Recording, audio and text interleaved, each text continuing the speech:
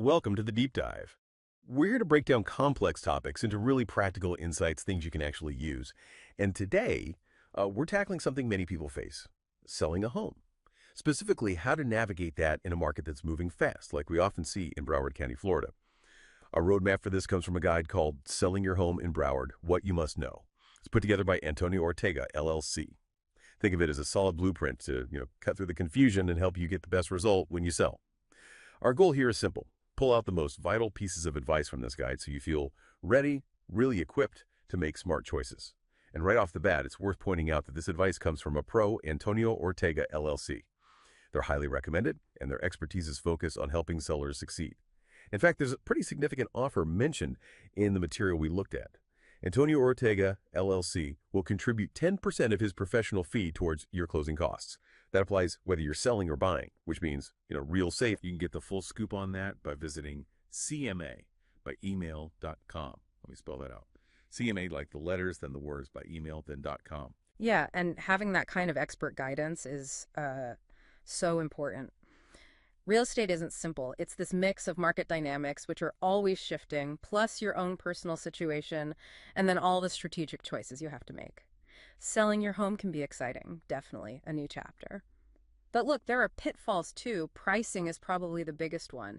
It's not just about listing it, it's about positioning it strategically. Okay, let's unpack that. Pricing.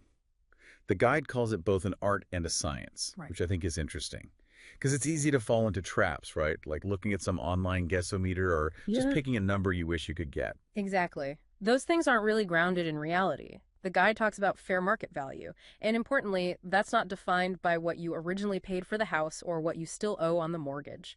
Or even what your neighbor got last year. Right. It's simply what a ready, willing, and able buyer will agree to pay and what you, the seller, will agree to accept right now. And how do you figure that out? By looking closely at comps, comparable homes, specifically ones that have sold very recently in your immediate area. And the two things that always dominate that value, location and condition. And it's funny, sellers get so emotionally attached. I mean, it's natural, right?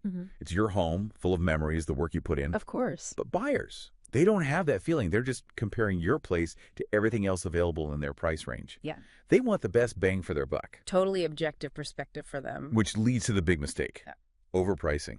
Buyers mostly shop online now using price filters, like the example in the guide. If your home's true market value is maybe $500,000, but you list at $550,000, you're completely invisible to everyone searching between, say, $475,000 and $525,000. You've just eliminated your prime audience. You filtered yourself out before they even see the photos. It's counterproductive. And that connects directly to when a house gets the most attention. That initial period, those first 2 weeks, absolutely crucial. That's the hot new listing phase. Exactly. It's fresh. It's exciting. That's when the sign goes up, the professional photos hit the web, it lands on the MLS, the multiple listing service that agents use. That's your peak visibility window. If the price is right, that's your best shot at getting strong interest, maybe even multiple offers. And speaking of visibility, the guide really stresses Antonio Ortega LLC's approach here, getting unmatched visibility. It's not just about putting it on one or two sites. We're talking over 700 home search websites around the globe. Think Zillow, Realtor.com, all the big ones. Plus, tapping into a huge network. Right, millions of real estate professionals worldwide. The idea is to make sure every potential buyer sees it, no matter where they're looking from. In this whole idea, visibility linked with price leads to a great analogy they use. Pricing affects buyer flow, just like a faucet. Okay, I like that. How does it work? Simple, really? Price too high? It's like turning the faucet handle way down. You only get a tiny trickle of interested buyers. Makes sense. But lower the price, even just a bit. You're opening that faucet wider, more buyers flow in, more attention. And here's the interesting part, the sort of counterintuitive strategy. Pricing it slightly below fair market value can be like turning that faucet on full blast. Really? Below market? Yeah, it can generate a surge of interest, maybe even multiple offers competing against each other, which can actually drive the final price above what you might have gotten if you started too high. Okay, that's a key insight. But what about the flip side?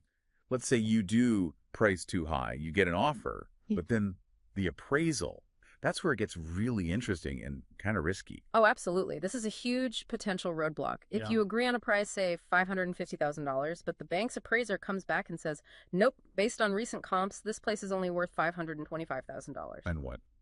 Well, the buyer's loan is likely going to be denied for the original amount, unless the buyer can suddenly come up with an extra $25,000 in cash, which is rare. Or you, the seller, have to agree to lower the price down to the appraised value. Exactly. And if neither of those happens, the deal falls apart, poof.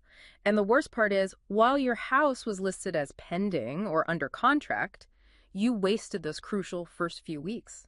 The peak interest period is gone. And now it goes back on the market and people wonder, what went wrong? Precisely. So pricing it realistically from day one helps attract offers that are much more likely to actually appraise and close without all that drama. So if you are overpriced, and maybe those first couple of weeks are quiet, not many showings, no solid offers. Right. What do you do then? You're basically down to two levers you can pull because you can't change the location, right? Right. So you either improve the condition or you lower the price. And condition doesn't always mean huge renovations, does it? The guide mentioned smaller things can make a big impact. Definitely. Curb appeal is huge. Just a clean entryway, maybe some fresh mulch, trimmed bushes, makes a massive difference for that first impression. Inside too, like deep cleaning, decluttering. Absolutely. Let buyers imagine their stuff in there, not yours. Maybe some light staging to define spaces. These things signal that the home has been cared for. Okay, but if improvements aren't enough or not feasible, then it comes back to price. And the guide warns about letting a house just sit there. Yeah, time really works against you as a seller. A house that lingers on the market starts to get, well, a stigma. Buyers think, what's wrong with it? Exactly. Why hasn't anyone else bought it? It loses its appeal. Intelligent pricing isn't just about the highest number. It's about getting fair value in a reasonable time frame, avoiding those carrying costs and that negative perception. This actually leads perfectly into probably the most memorable metaphor from the source material for handling pricing in a market that's, not standing still. They say, think of a fast-moving real estate market, like a moving balloon one that's rising or falling. It's such a great visual, isn't it? Because if you're trying to hit that moving balloon with a dart, You can't just aim right where it is in that exact second. no way. Yeah. You have to anticipate. You have to adjust your aim based on which way it's moving up or down and how fast it's going. You need to lead the target. Okay, so connect that to real estate markets. All right, so in a seller's market, prices are going up. Demand is high. That balloon is rising. So you aim a little higher. Right. You can price a bit more aggressively, anticipating where the market is heading, within reason, of course. And in a buyer's market, prices are softening, more inventory. That balloon is coming down.